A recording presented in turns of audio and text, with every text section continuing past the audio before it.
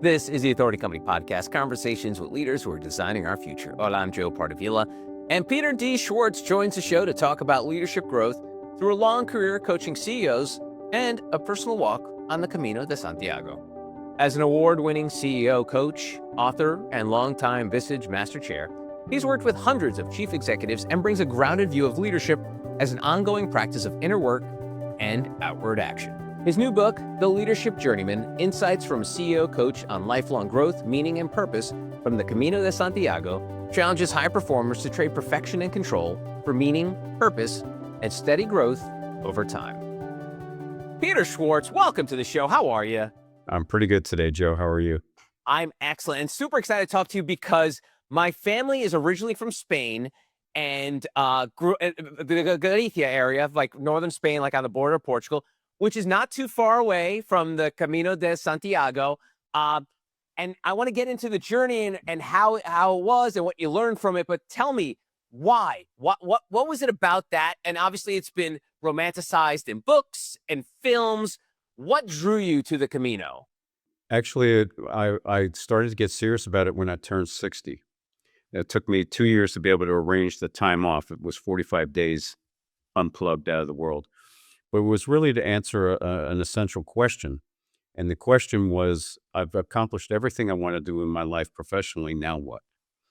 And about the time, I was thinking about writing the now book that I've finally written. And at the time, I viewed it as yet just another accomplishment, and that was the wrong reason. So I walked the Camino, and at the time, when I finished the Camino, I decided I wasn't going to write the book. Then 10 years later, it was the right time and the right reason. And then the Camino itself, what an extraordinary adventure that turned into the metaphor by which I write about. Excellent. And for folks, just give folks like the thumbnail about the Camino. I mean, I'm sure they're familiar, heard it. It's very, I always like to say, it's sort of like the safer Everest. Like it's something that a lot of people have on their bucket list to try and do. It's not as dangerous as trying to go Kilimanjaro or Everest or something like that. So just tell folks about it and maybe like when you learned about it. Well, I'll tell you about it first. It's a centuries old pilgrimage, Christian pilgrimage. So if you know the Christian tradition, one of the 12 apostles are believed to be buried in the crypt in Santiago de Compostela on the coast of Spain.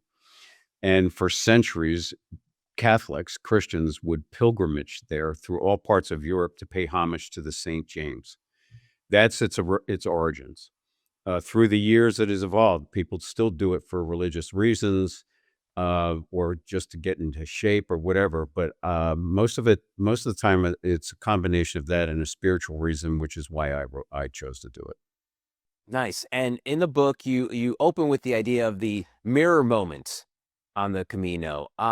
What? First of all, mirror moment. What's that mean? So, since I had done it for a spiritual reason, you hope for a Camino revelation. That's that moment where, however it occurs to you, and it makes the whole thing worth it. Mine occurred at the end of a particularly hard day where I was exhausted, in pain from my knees, and I had taken a shower, and I was walking towards my pilgrim band, and I caught my face in the mirror, and what I saw shocked me. It was an old, tired, worn-out man's face, just beaten up. And I realized that was my moment. And it was my wabi-sabi moment. And wabi-sabi is a Japanese aesthetic that finds the beauty in the impermanence, the imperfection, and the incompleteness of a thing. And I was reminded of the Japanese aesthetic as I'm walking across northern Spain, across ancient Roman roads, and visiting these amazing medieval towns in various forms of disrepair because of the weather and time. And it was just beautiful. And I realized as I walked past the mirror, that was my moment. And I said to myself, get back in front of that mirror, stand and look at the face and the person behind the face that is not perfect, not permanent, and not complete. And that was a pretty interesting moment. Yeah. And when you share that, because you obviously have coached hundreds of leaders throughout your career, and obviously you've shared that with a lot of them, what reaction do you mostly get out of leaders when you talk about having that sort of epiphany, for lack of a better word, of where you are in life? So that is such an interesting question because for the longest time I was reluctant to share it. Okay. I didn't want to be that kind of vulnerable. I didn't know how it would be received. So I took a chance one day and it was embraced. And every time I tell this story, every CEO I've ever worked with gets it. Hmm. And it's almost permission giving from them because they're all striving for the same thing in the early days of leadership. They got to be perfect, they got to be permanent in it, and they want to feel complete in it. And that just doesn't happen. Hmm. And you talk about the fact that, you were chasing that for the longest time of, being perfect, being permanent. You use the word complete. That was my success strategy. In order to be safe, secure, and worthwhile in this world, I need to be this thing as seen in the eyes of others. And because it worked in the early days, and that's the wonderful thing about a success strategy, is it works in the beginning. Nothing broken here. But because it worked, I wanted to perfect it. I wanted to be permanent in it, and I wanted to feel complete in it. And at the moment I got promoted into leadership, that construct of myself met up against a more complex reality, and it wasn't working anymore. I had to evolve my very point of view around leadership. And you could see that leadership the way that I talk about it is very much like a computer's operating system. We all take for granted that the laptop that I'm talking to you from, you have to upgrade the operating system once a year so it can do more complex things. Same thing with leadership. You have to upgrade your internal operating system, your mind, to be able to handle the increasing complexity of leadership. And that's what the Camino was all about as a metaphor for leadership development. Hmm. And I guess the word complete is sort of it's problematic because I think if you throw that word around, it means like you're done, right? You're done learning, you're done evolving. Um, and maybe it happens to a lot of people where they think they've reached a certain pinnacle and they're like, okay, I'm good, but then you see the ones that are really successful and they never see themselves as complete. And in a way, the idea of completion sounds perfect in paper, but in reality, it's probably not the way you want to live. Well, in the reality, if you take that strategy and are really wedded into growing a company, it won't work. You will have it will just introduce all kinds of friction into the organization. You have to be willing to grow and outgrow outdated beliefs and models. That's the only way. And you're right about letting go of mastery in favor of being a journeyman. And it's funny because I think this is the one thing that holds most people back from starting anything. I often, when I did a short film a few years ago, Peter, and it would cost a lot of money. It was a real pain, but it was an amazing experience, and no one could take that away from me, right? And so I'll have younger people be like, "Do you have any tips for making a film? Doing?" I'm like, "Do it. Just do it. Don't wait till you have the perfect camera. Don't wait till you have the perfect cast. Don't wait till you have the perfect script. Just do it." And people, for whatever reason, use that as sort of a facade to prevent them from doing anything. And because they think they have to master something before they do it. What, No. tell me Uh, about that idea of dropping that and being the journeyman who goes on the journey and tries things. well, mastery is a trap. I mean, I think that all successful leaders or anybody in business gets to stages of mastery where you can plateau for a bit and rest and, enjoy the moment. But there's always the next level. And if you see yourself as just a person that is committed to growth and then being willing to find the joy in the rigors of growth, you can let go of mastery. It's about the 45 days it took me to get to Santiago, not Santiago. Hmm. And just looking back at those 45 days, what looking back, I'm sure you look at it fondly, but early on, were there some insecurities that popped up? Were your things worried about? Because the one thing when I was reading about it, I always thought about like many years ago, I was into running, right, Peter? And I would do these 5Ks and I eventually ran a marathon, did it twice, scratch that off the bucket list. I'm done. I'm not doing that again. But I remember every time I would do one of these 5Ks or 10Ks, the first mile, Peter, no joke, I'm saying to myself, why am I doing this? This is no fun because it takes a while for you to get up and going, right? So tell me about those early days of Camino and where you're like, the hell am I doing here? Oh, there was a lot of self-talk around what the hell I was doing here in the early days. So to prep for this thing, I would walk every Saturday and Sunday with a backpack on, for 20 miles. And so I thought I was ready for this Camino. I get to there, and I was ready for exactly 2 days because that's what I trained for. Day 4, it kicked my butt. I mean, I was really crushed. I was exhausted and discouraged, and for about another 10 or 12 days after that, every single day, I was thinking, "A, I'm not up for this thing. I'm not doing it right. I hate it." Um, I just was wondering what the heck I got it myself into. And that was important, by the way, that I went through that kind of self-talk phase, because at one point I started to realize, this isn't helping you at all. You chose this journey. It's a gift to you. Embrace it. Um, but the early days were tough. And by the way, there was never really an easy day. They were always rigorous.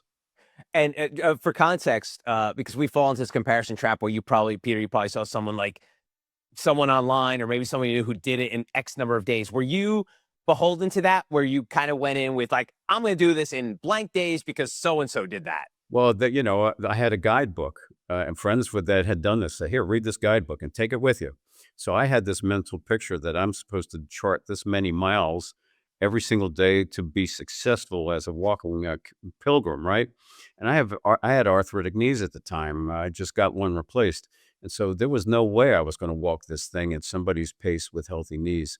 And then every single day, young Italians in groups, I mean, because I did it late summer and all these kids on holiday were just sprinting by me. And that's not fun to watch. No. Uh, so it was interesting to find myself be captured by an expectation that wasn't my Camino. And when I finally let go of that and said, I walk this at your pace, you'll get to the destination in time. Make it your Camino. It's the miles you walk, not someone else's miles. That was very liberating for me. I remember when I did my first New York City marathon, I was like, I want to crack 4 because I felt like, I was in my 30s. I was in pretty good shape. That was what people were doing. And I got 4:11 and I'm like, I'm going to try again. Next year I did 4:10. So I never got to crack 4 and I was like, I'm done with it. What was your goal, time, date, whatever, before you set forth, or did you not have one? Well, I allowed myself 45 days end to end. Okay. And so it took me actually, I think it was 38 days to get to Santiago. The rest of the time, I just had some time off that I could then go to Finisterre, which is on the coast. So I knew that I needed to kind of finish the in between, and I just developed a cadence of walking, a rhythm. And to me, this is a nice leadership metaphor. It's this rhythm of daily progress with purpose and intent, and growing and learning along the way, so that halfway through, I could feel myself getting stronger. The first mountain I went up, it exhausted me. I was stopping every 100 yards, gasping for air. The final mountain I went up it without taking a break. To feel yourself gain mastery. And the knee pain was there constantly, but my relationship to the pain changed. So it was this evolving story and conversation I was having with the Camino itself that was transforming me a little bit through the walking. Uh, I hope I'm explaining it, because it's really kind of subtle and profound in the way that the Camino grows you. Yeah, I want to pull on that thread, Peter, because tell me what the physical pain does to unlock sort of emotional insight. Like, what did you learn about yourself working through bad knees, going up mountains that you were not used to doing? Like, what did that do to you emotionally or change you emotionally? Well, I mean, I could fixate on the pain, or I could just embrace it, that I had chosen to do this. I'll walk at a pace that I can manage it. And by the way, it wasn't 6 or 7 straight hours of it. It was the downhill days that were particularly tough. But that was a part of and it was manageable. I could get to the destination, each day's destination, before it got dark.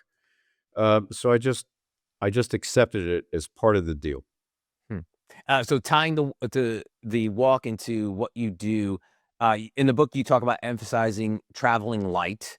What belief do you think leaders carry that weighs them down more than anything in like the skill gap chart? Like, is there something that weighs down leaders more than anything that you've seen working with them, that you're like, if you can just get off that, you will be in such a better place.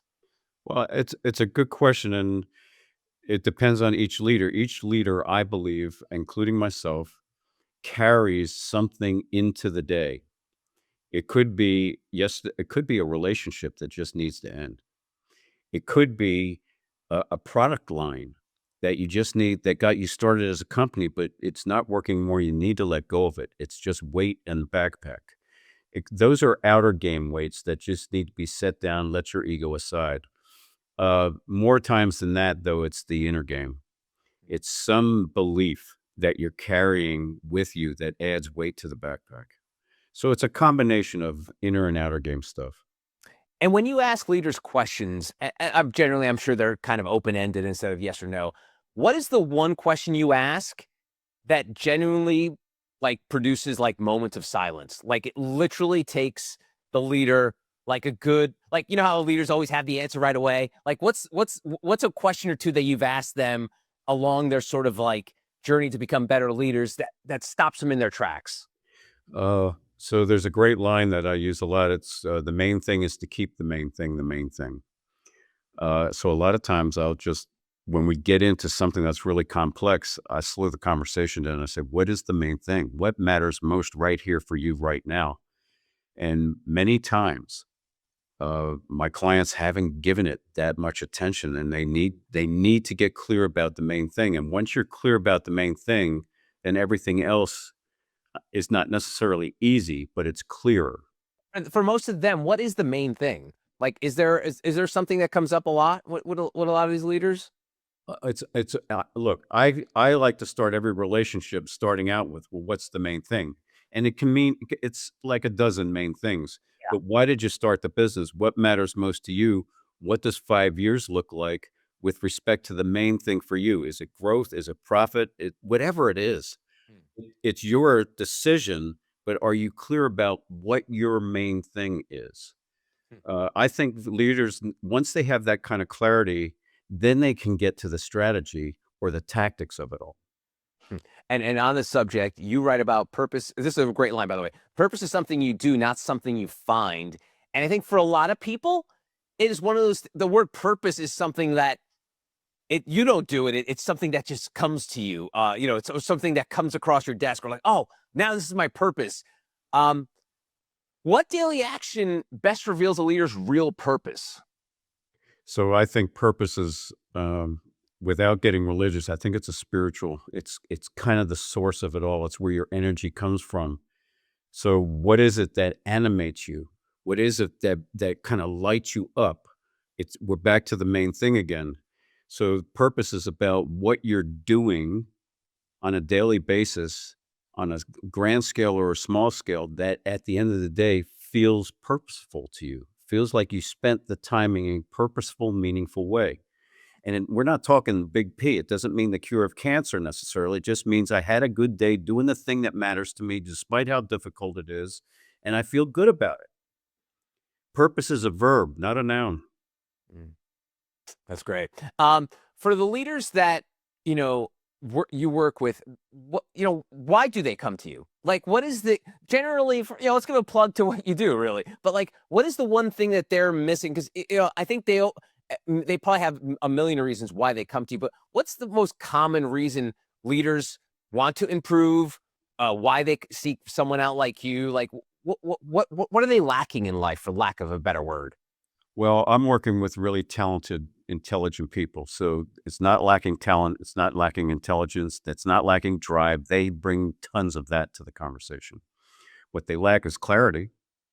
What they lack is, if I could put it in a formula, performance equals potential minus interference. So I'm working with high performance people that want to achieve big things. So they bring that to the conversation. I quickly make an assessment with respect to potential. Do you have what you need to get it? Is it reasonable to go for what we're going for here?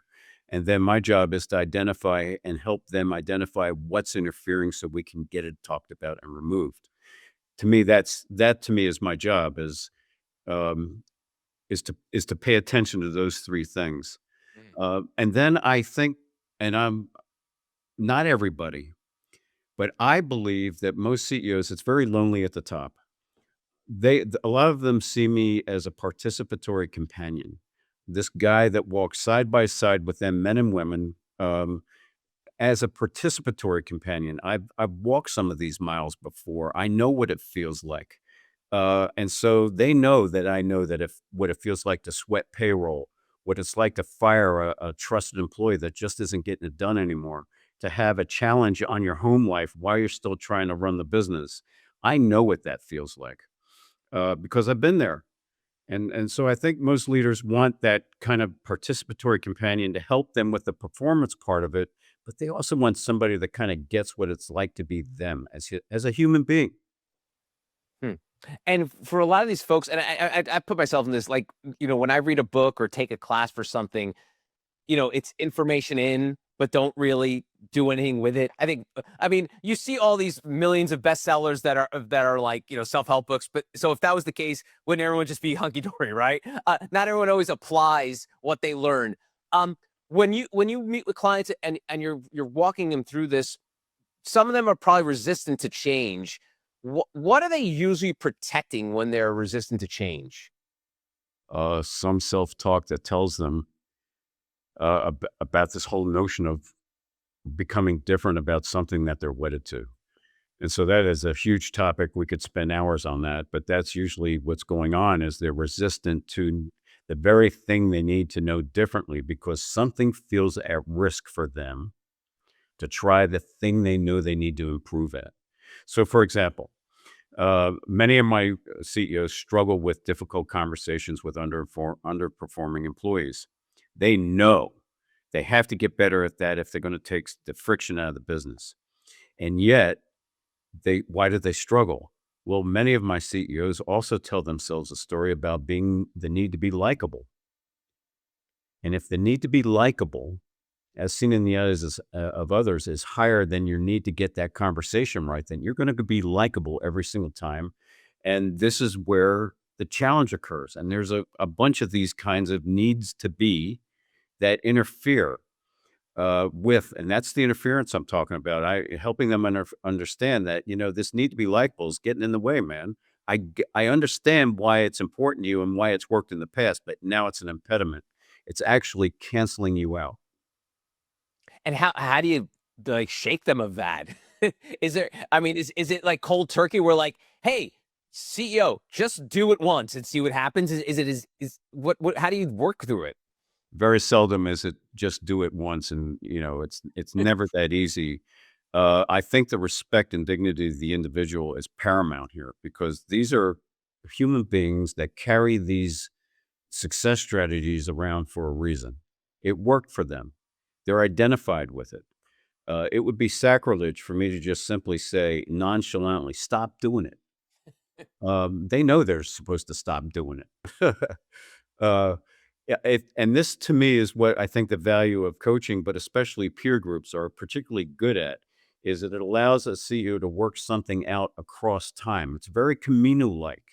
This notion of deliberate practice across months. Some of these problems are daunting that required incremental tiny steps with a participatory opinion that's going to hold them accountable in a respectful, dignified way towards the thing that matters most to them. Hmm. You mentioned peer groups, you've been working with them for decades. What happens in those groups that don't happen in a boardroom?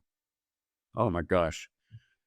Uh, it's a well-run peer group with the right type of people, and that's my number one job is to put the right people around the table. And so it becomes a kind of a crucible where the peers, 12, 14, 16 of them, hold the space for a member to try something brand new that scares the crap out of them, frankly. And it's that collective wisdom of those peers that have been through the very thing that CEO is trying to work with and getting that feedback and that accountability and that encouragement. Uh, on my best day as a CEO coach, I pale in comparison to the power of a peer group. What is it about it? Is it just like, is it alchemy? Is it I mean, because obviously you have to be intentional in the way you put the right people in the room, but what is it? What it almost sounds like something ephemeral or something. What is it about it? I don't think alchemy is too crazy of a word here. Okay. I mean, a peer group, I've watched CEOs transform over time because they didn't want to let their peers down. They were willing to take risks because they knew their peers would understand what they're trying to go for and respect the rigor of it. And then they transform. That's what alchemy is transformation over time. And it's really a beautiful thing to watch. And when you have a high performing peer group whose sole purpose is to help each other get the business and themselves as leaders in the business to the next level, magic can happen in these places. It's Hmm. hard earned, but it works. That's awesome. That's really cool to hear. Most leaders, they probably say they want growth. They want to grow either personally, their company, what have you. But what do they secretly hope they will not give up? I'll bring this up in the context of like a diet. Like if someone goes to the doctor and the doctor says, hey, you got to lose 10 pounds. And like, okay, cool, I'll go on a diet. But every Friday, I'm still going to eat pizza. What is it some of these leaders don't want to give up secretly, but they're willing to grow, but they're just not willing to not drop the pizza on Friday nights? Well, I call this the identity hooks, and it's that self-identification with what got them here. So it could be the need to be likable. Some people are highly valued about their personalities and how they can light a room up just by walking in. Some CEOs need to be identified with how smart they are, and to appear not the smartest person in the room feels deadly to them. Some CEOs are really identified with their ability to accomplish stuff, and so they fear that if I'm not seen this way, something fundamentally is wrong with me.